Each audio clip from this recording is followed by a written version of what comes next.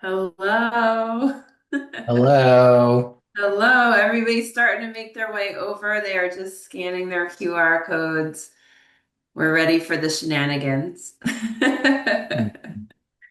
Well, I thought we decided no shenanigans. No There's shenanigans. There's only 20. We don't have a lot of time. So I was just right. making Yeah. sure Yeah. everybody knew this is going to be a fun and exciting, short, brief, interesting discussion. So I am waiting for it. We can wait just a second. We had a wonderful presentation. Dr. Quint did a wonderful job. So I know we've got a lot of people who are really excited and to learn about how they can take the leap and add more dry eye treatments into their practice. So as people make their way over, I know we don't have a lot of time. We've got two amazing more people to join us on Will You. So I am just excited to introduce Dr. Mark Blumenstein and Dr. Jade Coates. They're going to talk Rethinking Dry Eye Disease, a contemporary approach to a complex condition. So I'm going to turn it over to you. As before, if there's any questions, you can go ahead and put those in the chat and we'll have some time at the end.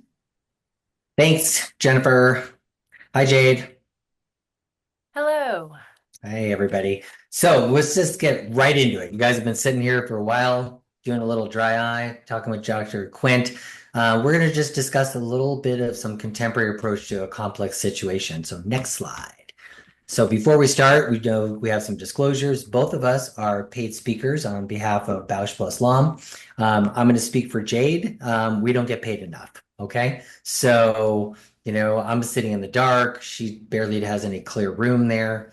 The content of this deck was developed by Bausch and Lomb. So if you're like, that slide kind of sucked, then you know who you need to talk to. Okay. It's not us. Now, I take umbrance with this. Jay, do you take umbrance with the fact that this is not for continuing education?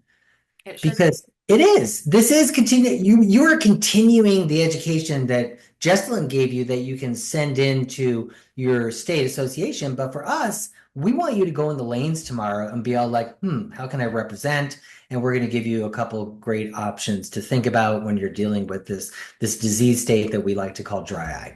Now, more importantly, we are presenting information that's consistent with the FDA guidelines, so it's on label indications as such. So you heard already about this. If you've listened to the last 3 weeks, you know that dry eye it's a fact of life. Jade, my personal opinion is that everybody has dry eye until I prove they don't, and it's hard for me to do that. What's your mindset? Absolutely. It's more a matter of what doesn't cause dry eye versus what does, in my opinion. 100%. 100. I mean, for optometrists, it is the number one reason why patients come to see us. My vision isn't as clear, it's fluctuating. Help me. And they want help. They need us to do something. Because the sad part is when you look at the millions of people, only about 1.2 are ever prescribed a prescription. And that's sad. You know what? That's sad. That makes me sad because we have so many tools in our arsenal and the limiting factor is us. And I don't know about you, but when I walk into a lane, I want to feel like I've made a difference for the patients. And knowing that we can do something to improve their quality of life, to sustain and improve the stabilization of their vision, then the question should be, why are you not? As opposed to why are you? Feel me, Jade? I do. Yes. Now, with that being said, this disease state is a vicious cycle. Okay. Why? Because it's this evaporative, aqueous deficient kind of combination here, and all of the things that contribute to it that are kind of the comorbidities, if you will. The fact that we have meibomian gland dysfunction, the fact that we're living longer. Not if you look at, Dr. Coates, right? She's Dorian Gray over there, super young. Or if you look at me, right? I'm in my 70s. We're getting older, people. But nerve injuries, medications, surgeries, all of these things feed into the change of homeostasis in this life cycle, if you will, of the ocular surface. We know that through Lomb study that, we see evaporative is about, combined with aqueous is about 87% of our patients. So dealing with that desiccating stress, which can in turn cause tissue damage, which in turn causes more inflammation, which the inflammation can cause more tissue, the whole thing. We have to stop this vicious cycle and we need to get in there and do something different. Next slide. That being said, regardless of how we got there, people, when we stare at a monitor too much, when our patients have meibomian gland dysfunction, when our patients do things that create this kind of evaporative stress, it causes the desiccation, which causes that inflammation, which causes the tissue damage. And so there's this acute phase where it starts. And I feel that that is the most critical time for our patients. Being more proactive, starting something sooner before it becomes super active. I'm going to say something, Jade, and you tell me if you think I'm crazy. I feel like when we see SPK, it should be something like, ah, how did I miss this person's dry eye? Because they're in the throes of it. Agree or disagree? Absolutely agree. And I think we even have a good slide coming up that kind of shows a good graphic of that. That is beautiful. See, you actually looked ahead way more so than I did. Now, one of the things that you have to understand is that this is a inflammatory disease state. So starting off with that desiccating stress, starting off with the evaporative aspect of it, in turn, no matter what we do, we're going to lead towards more inflammation. And one of the things that is the kind of propagator of this inflammation is the T cells. And unless you've lived under a rock, people, then you haven't, heard about T cells. T cells are those helper inflammatory cells that bring in the kind of almost mediators that even draw in more inflammation. So when there's tissue damage on the ocular surface, then it overproduces these little eye cams. The eye cams are like beacons for T cells. T cells, come on in, buddy. And when the T cells attach to the with the eye cam, okay, they basically create this pro-inflammatory cytokine release.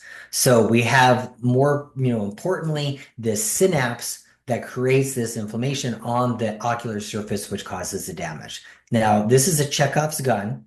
This is going to come back later in the presentation, so stay with us, people. Next slide. So lastly, the one thing that's really beautiful that I get to talk about here is that, Bausch has done a phenomenal job of basically saying, look, we know there's evaporation and we know there's inflammation. We need to manage the evaporative stress and we need to manage the inflammatory stress. And we have two products from Bausch plus Lomb that do it really beautifully. And Jade is going to tell you about one of them right now.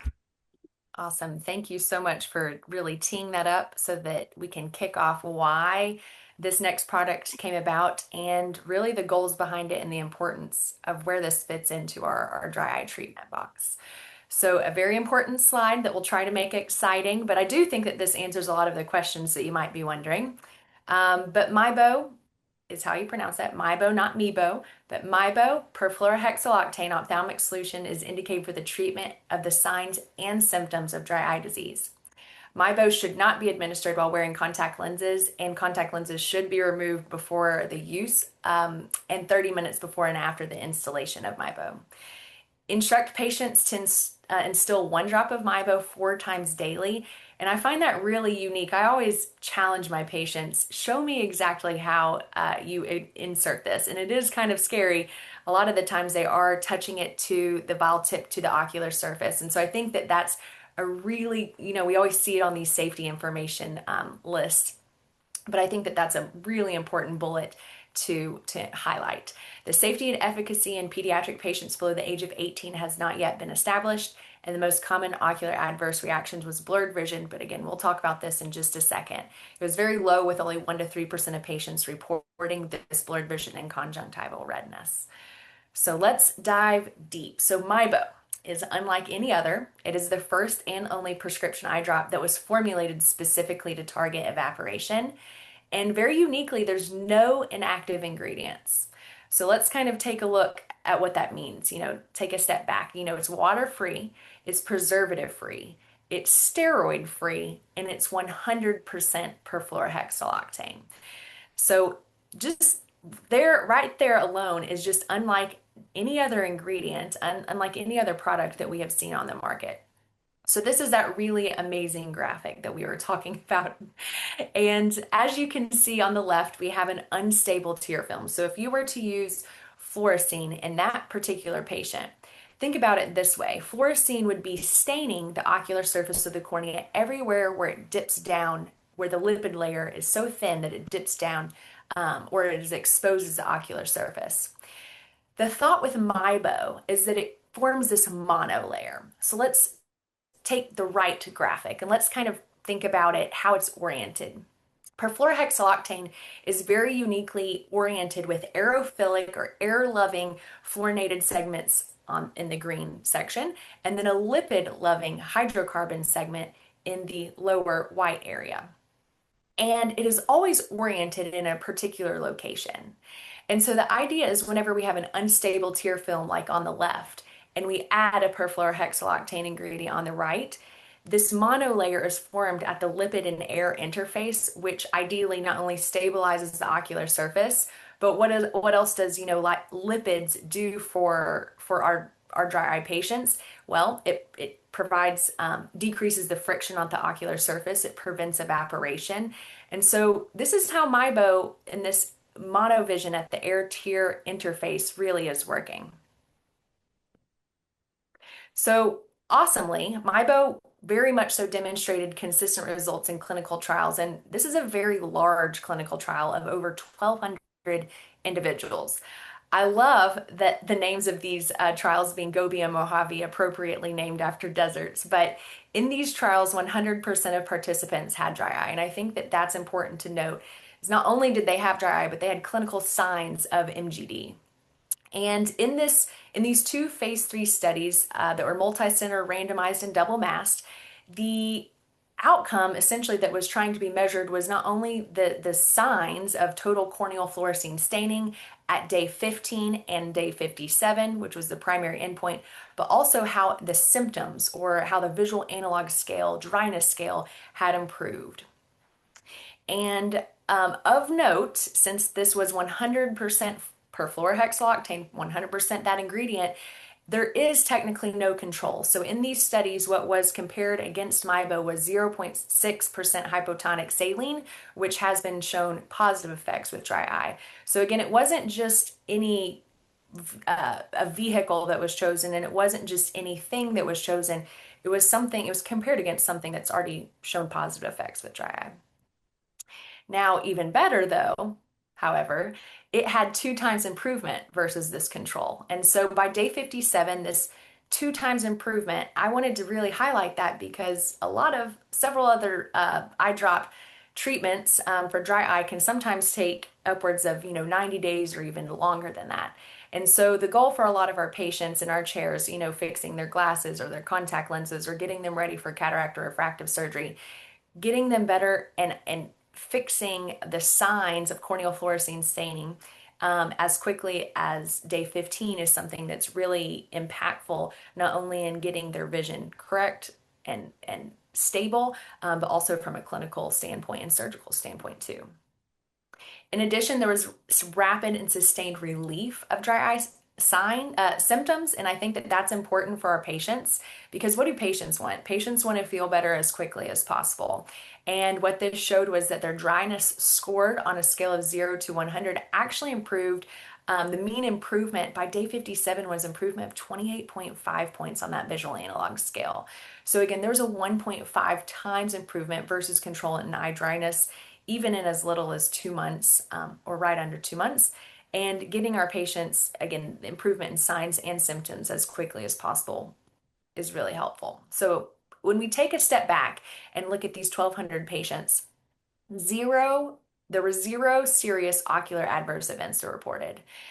That alone is incredible, and we present on a lot of studies, and it is very unique that we're able to present such data in which the adverse events were so very low.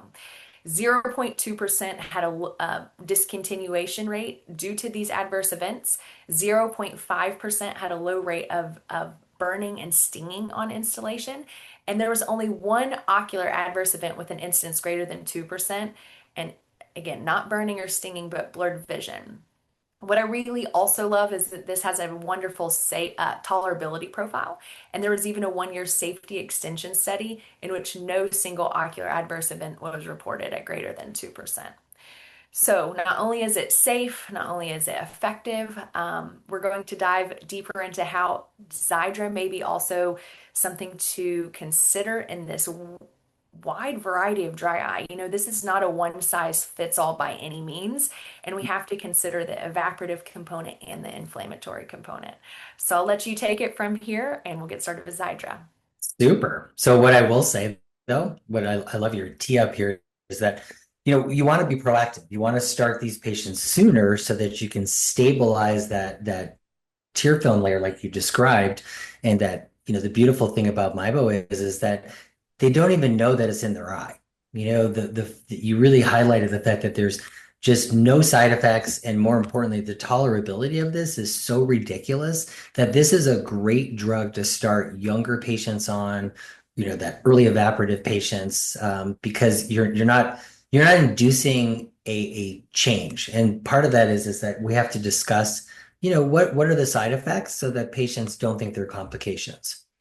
And more importantly, when we think about inflammation, that's more kind of moving into that kind of moderate or maybe even end stage that patients are a lot more symptomatic. And so where Xiidra comes in, it's really targeting that inflammation.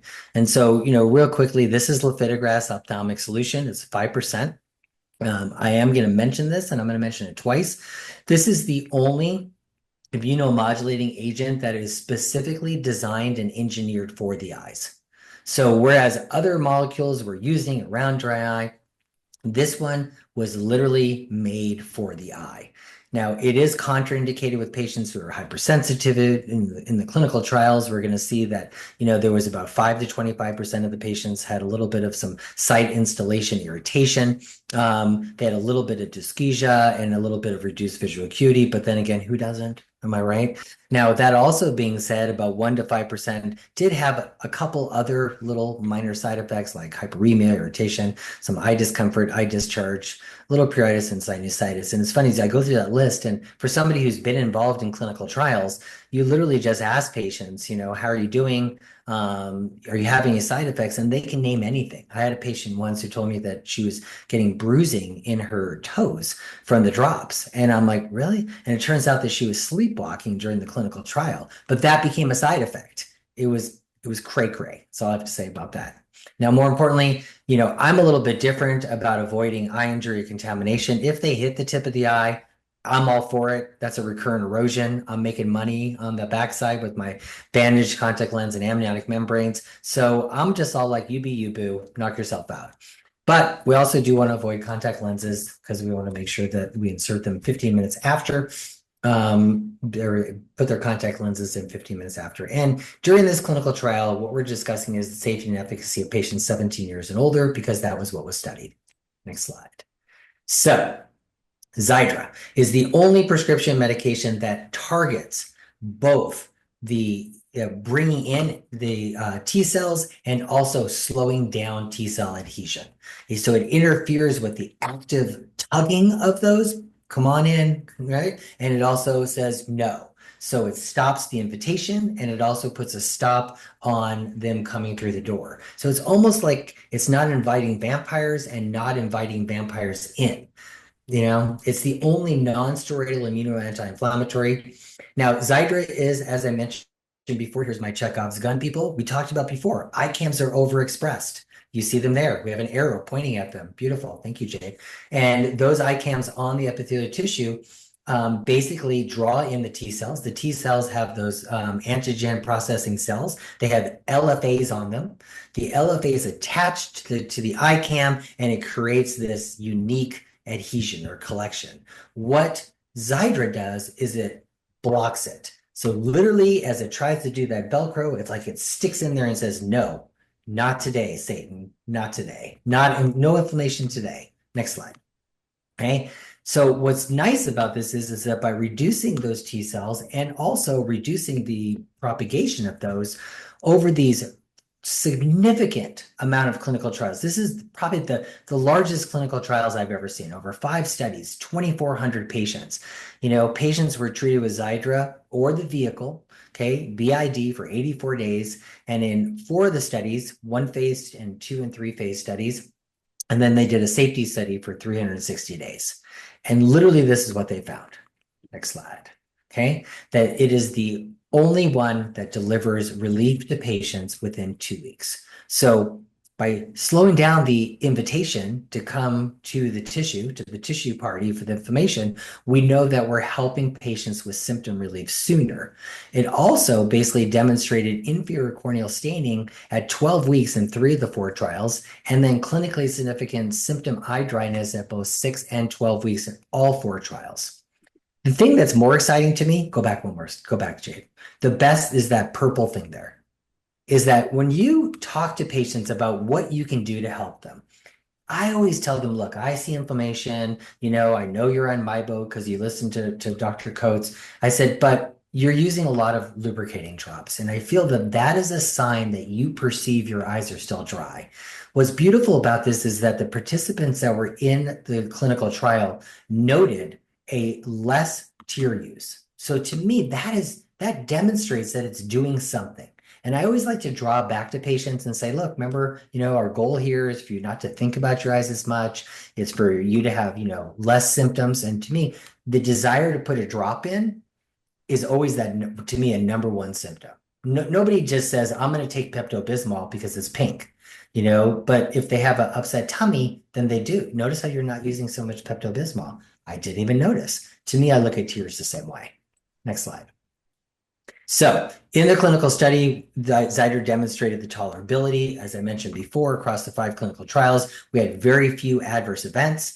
When we looked at those treatment-related adverse events that led to some discontinuation. If you look at the vehicle versus lifitegrast, they're not that much different, and I always look at that number. I'm always like, who said no? Who said I'm not going to do this anymore?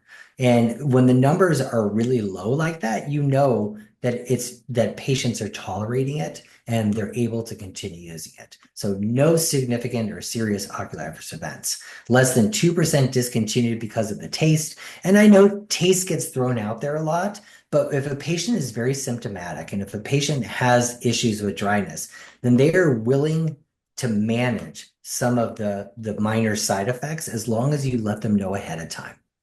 And that's the same thing with a little bit of burn on everything, as well as a little bit of instillation site reaction that goes on there. Next slide. 90% coverage. To me, this is more the money slide than anything else. For those of you that have stayed on, and we appreciate you, love you guys, okay? All the rest of you, we don't, is that we know, both of us, we know that we're limited by writing a prescription and a patient goes and they can't get it. Coverage is so important. What Bausch has done and what is so phenomenal about this drug, especially Xiidra and MIBO, is cray-cray, is that it delivers that 90% coverage for commercial. But the Medicare Part D patients nationwide is even more important because they always seem to be left out. So you take it from here. Yes, I'll kind of summarize exactly what we're here for. So the whole idea is that we're trying to take a comprehensive approach to dry eye. We want to kind of think dry eye is very complex, right? We know that there can be evaporative and inflammatory components. And so considering all of these different treatment pathways, considering MIBO and Xiidra to restore ocular surface homeostasis is essentially the goal. So how can we get it? Well, I'm someone who practices and I'm born and raised in Arkansas, which is Walmart land, but turns out it is actually easier and much better to get our patients MIBO and Xiidra. We're doing both via the Blink RX. Not only do they help us with prior authorization support, not only do they have the in stock and they can get it quickly, sometimes much faster than local stores. But they offer free fast delivery. And so I think that all of this is really important. They also have a tear-off slip. And so in our clinic, when we prescribe it, we're saying, if you have any problems, call this number. And so they've been really helpful with their customer support. I'm not sure your experience, maybe you can chime in, but we have had great success with Blink RX. And you know what? When they first started, Jade, it was like a little bit of growing pains, but they were at the AOA. And I don't know if you were there in Minnesota this past weekend. They were there supporting optometry and representing, and more importantly, letting us know that they're there to kind of expedite and help our patients. And ever since then, I totally agree with you. Patients love the fact that it just shows up at their door. They help with the PAs. If you're not using Blink, then you're really, really missing out, especially with MIBO and Xiidra. Yeah, and the way that I'm, even as someone who has 10 Walmarts around me, I've been educating the patient. It's the best way that we can guarantee the cheapest price on this prescription. Totally. And so, I mean, that's what they're there for, and definitely consider Blink RX. But thank you so much for joining us. We've had really a lot of fun talking about dry eye, as we always do. But next time, take into consideration prescribing Mibo and Xiidra. Thank you. Yeah, yeah. You know what? Evaporative inflammatory, they're like peas and carrots. Thank you both for that. It looks like there was just one question that came through, so if you don't mind, can you use both Mibo and Xiidra together? Dr. Coates, what do you think? So I say yes. Of course, dry eye is very complex, and so I do have patients where there might be both inflammatory and evaporative components. And so yes, I do that. Now, there is some literature that shows there might be a correct order in which patients should use those. And so in that particular case, I do recommend Xiidra is the one that's used first, with Mibo being the second or last one used. Yeah, totally agree. You know what? Start evaporative. When you see inflammation, put them on anti-inflammatory. Nailed it. So great question. Thank you so much.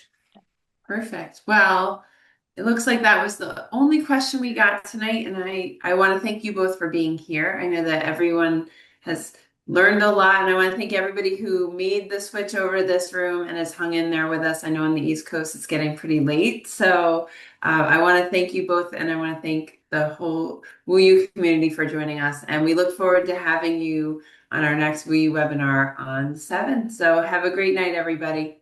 Good night, everybody. Night.